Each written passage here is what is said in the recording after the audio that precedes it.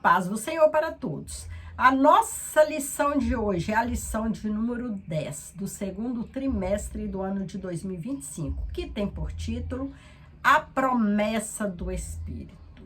Jesus, ele prometeu aos discípulos que ele ia para o Pai, mas ia enviar o Espírito Santo, ia enviar o Consolador, aquele que ia ajudar os discípulos a lembrar de tudo que Jesus disse, a convencer o pecador do seu pecado.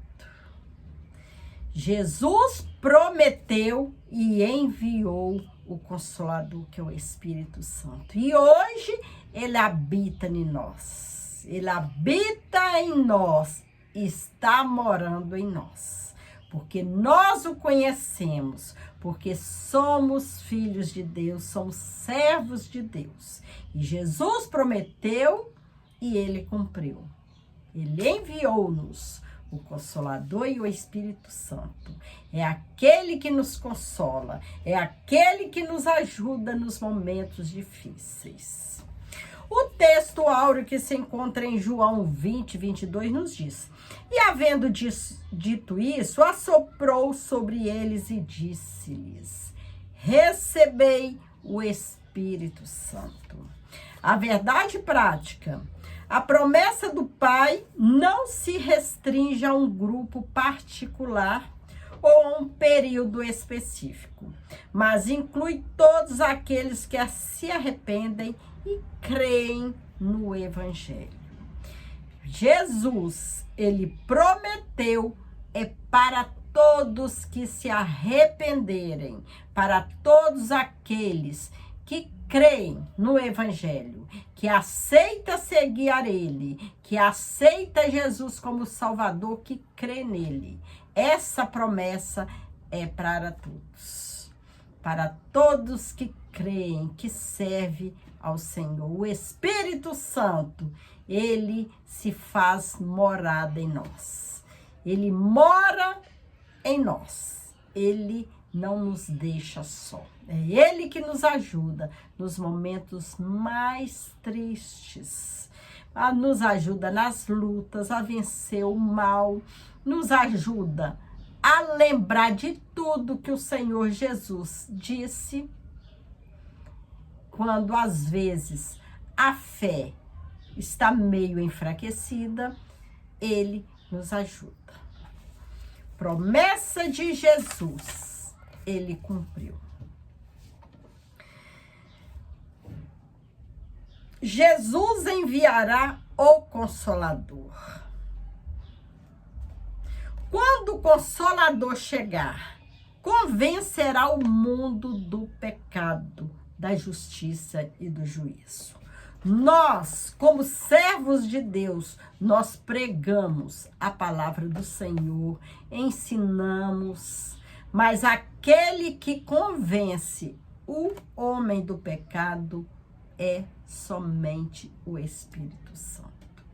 Nós levamos a palavra, mas quem faz a obra é o Espírito Santo. O Espírito Santo é que adentra no interior do homem, convence o homem do pecado. E o homem assim, crê em Jesus, crê no Evangelho e decide mudar de vida. Decide ser uma nova pessoa, um servo do Senhor Jesus. Evidenciando a atuação regeneradora da terceira pessoa da Santíssima Trindade. O Espírito Santo é a terceira pessoa da Trindade. Primeira pessoa da Trindade, Deus Pai. Segundo, Jesus, o Filho. E a terceira, o Espírito Santo. O Consolador refere-se a alguém chamado para ajudar. O Espírito Santo, ele foi enviado para nos ajudar, para nos encorajar a levar a palavra do Senhor, a fazer a obra do Senhor e interceder por outra pessoa. O Espírito Santo enviado por Jesus, ele está conosco, nos ajudando. É ele que nos encoraja, nos faz ter vontade de fazer mais e mais a obra, com fidelidade. Não vos deixarei órfãos. Os discípulos, quando Jesus falou que ia para o Pai, eles se sentiam órfãos. Quando Jesus morreu, os discípulos se sentiram órfãos. Imagine, andando com Jesus, tendo Jesus sempre perto, né? E de repente, Jesus morre. Como os discípulos se sentiam, né? Se sentiam completamente órfãos. Deve ter sido difícil aceitar o fato de que o Senhor Cristo de Deus estava morto. Não foi por acaso que o nosso Senhor chamou seus discípulos de filhinhos e nos chama até hoje de filhinhos, de tanto amor que Jesus tem por nós. Porque a sua promessa não se restringe somente naquela época e para os seus discípulos ali, mas para todos aqueles que aceitam Jesus, que creem no Evangelho, que creem em Jesus. Essa promessa que ele enviará o Espírito Santo é para mim, é para você e para todos aqueles que se renderem, se arrependerem dos pecados e se renderem aos pés do nosso Senhor. Essa promessa é para todos. Não vos deixarei órfãos. Nesta relação pessoal entre Jesus e os seus discípulos, nosso Senhor garantia que eles nunca ficariam órfãos, desamparados ou desprezados. Nós nunca estamos órfãos, nunca estamos desamparados ou desprezados, mesmo naqueles momentos que a luta, né, o peso da luta chega até quase nos envergar, de tão pesado é as lutas, as tribulações, as perseguições, que às vezes a gente pensa que está só, que está desamparado, mas não está. O Espírito Santo, ele está conosco, passando esses momentos difíceis.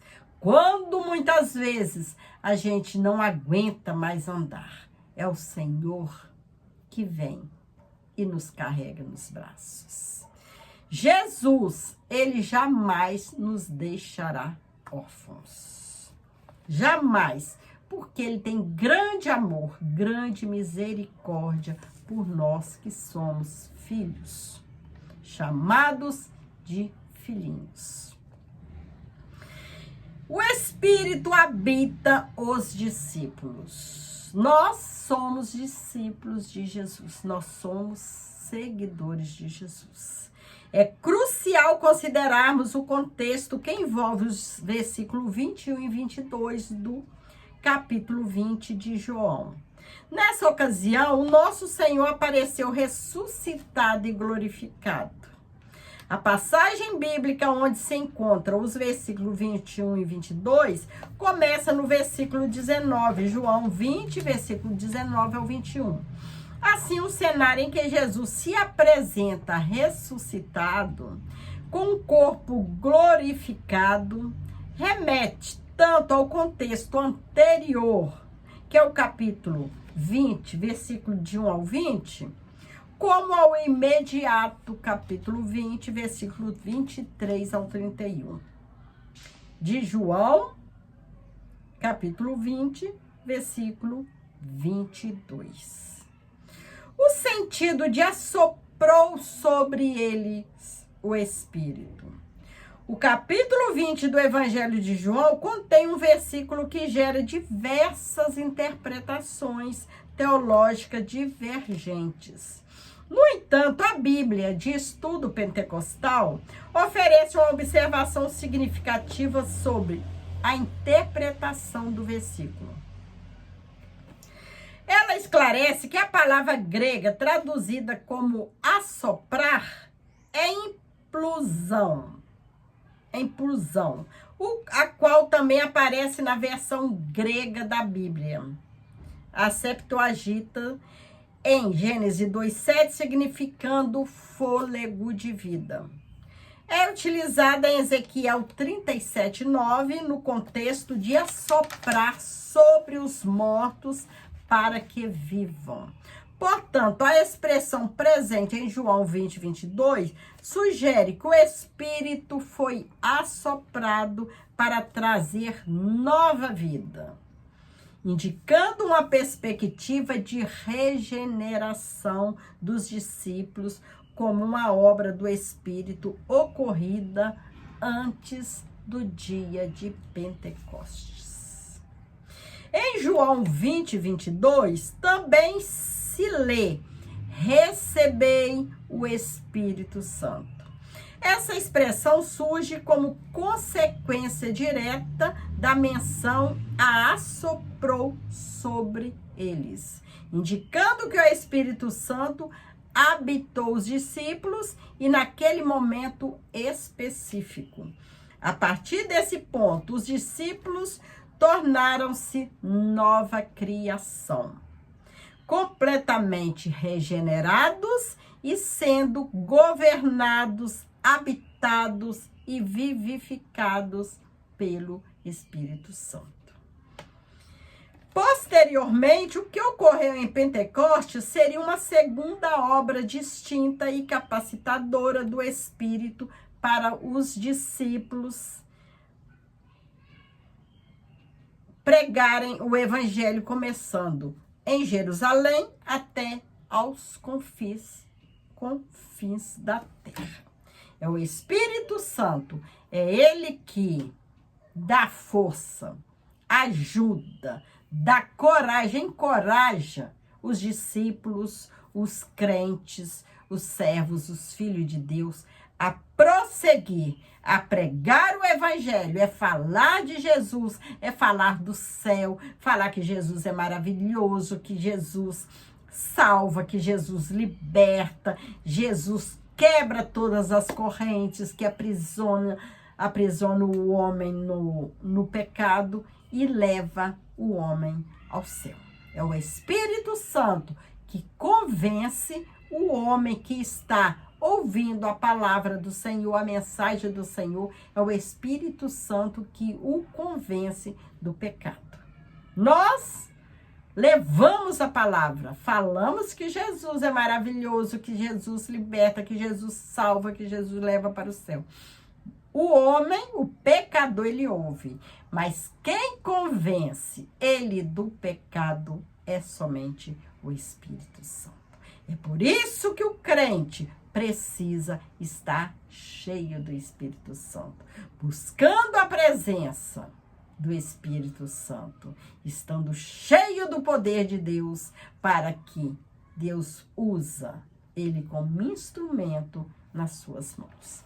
Porque o pecador está aí chorando, a alma está sedenta de Deus, precisando ser salva. E é nós, discípulos do Senhor, que vamos levar essa palavra, que levamos a palavra e o Espírito Santo convence o homem do pecado. O homem se arrepende e vem até Jesus e se torna nova criação, nova criatura de Deus. É maravilhoso servir ao Senhor, estudar a palavra do Senhor, porque a palavra do Senhor é fonte inesgotável. A promessa do Pai no dia de Pentecostes. De repente, o aparecimento de Jesus em João 20 refere-se ao período compreendido entre a Páscoa e o dia de Pentecostes. Após a ressurreição, o Senhor glorioso aparece aos seus discípulos. Jesus ressuscitado, Jesus glorificado, aparece para os seus discípulos. Na Páscoa, o Cordeiro da expiação foi sacrificado. Nosso Jesus foi sacrificado para que nós pudéssemos ter o direito de ser salvos, de ser chamados filhos de Deus. Na Páscoa, o Cordeiro da expiação foi sacrificado, sendo Jesus o Cordeiro de Deus, conforme estudado ao longo do trimestre. No entanto, 50 dias depois da Páscoa, celebrava-se a festa da colheita no dia de Pentecostes. Foi ao final desse dia, ainda não concluído, após Jesus ter feito a promessa de recebimento do poder, Atos 2:2, ocorreu um acontecimento extraordinário, o derramamento do Espírito Santo. E todos foram cheios do Espírito Santo no dia de Pentecostes. Observamos que durante o ato da conversão, o Espírito Santo, ele realiza a regeneração. A pessoa, quando se converte a Cristo, o Espírito Santo, ele já realiza a regeneração.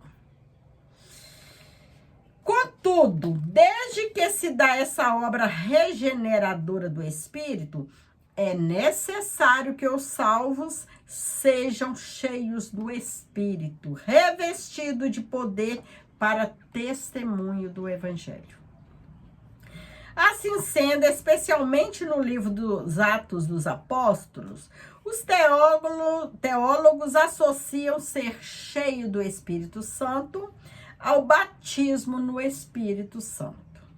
Como descrito quando dizemos: todos foram cheios do Espírito Santo e, consequentemente, começaram a falar em outras línguas, conforme o Espírito Santo lhes concedia que falassem.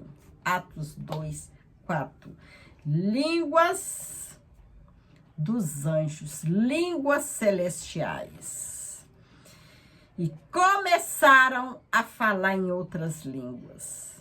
O batismo no Espírito Santo constituiu uma experiência profunda na vida dos discípulos, já regenerados em Cristo, e essa experiência não se limitou àquele único dia. O cumprimento da promessa abrangeu toda a igreja nascente, naquele momento, e todas as gerações futuras, até a volta de Cristo. O falar em línguas evidenciou essa obra capacitadora, Atos 2:11. Apesar de algumas pessoas compreenderem essas línguas nos seus próprios idiomas, eram, na verdade, expressões espirituais, concedidas pelo Espírito, que habilitou os discípulos a glorificar as grandezas de Deus. Eram línguas desconhecidas por quem falava, mas compreendidas pelos ouvintes. Assim sendo, as línguas mencionadas por Lucas são evidências físicas visíveis do batismo do Espírito Santo.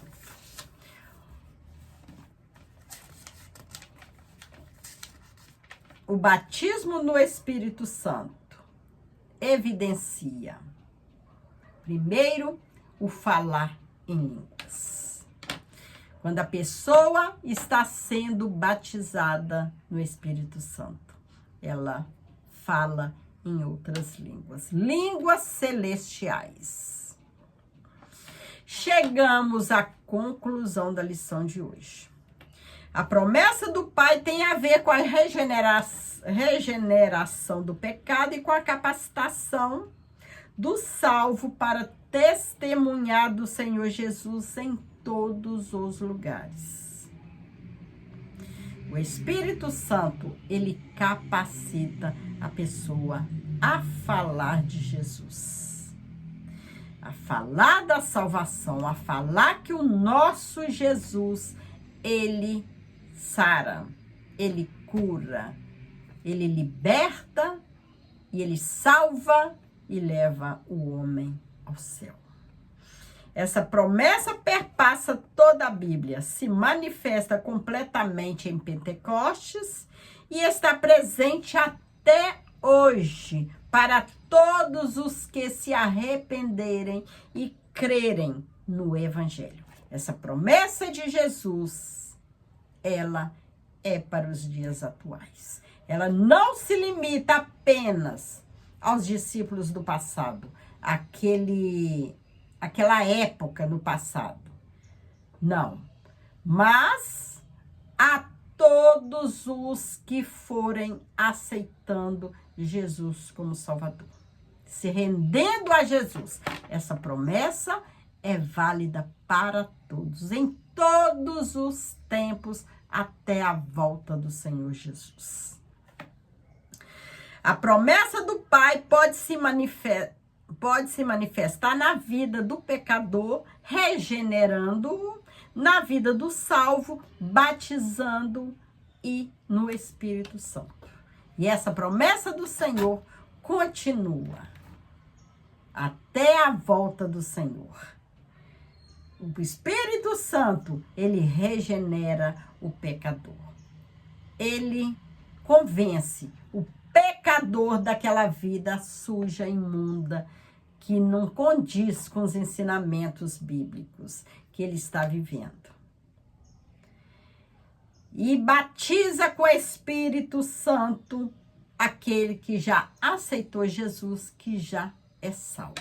Batiza no Espírito Santo e ajuda o crente a levar a palavra, a pregar a palavra do Senhor, a pregar esse evangelho de salvação. Ele tira, né, medo, timidez, vergonha, né, muitas vezes que o crente tem de falar de Jesus em determinado lugar. Mas o crente cheio do Espírito Santo, ele vai, porque é o Espírito Santo que encoraja cada um a ir fazer a obra do Senhor. Então, chegamos ao final da lição de hoje.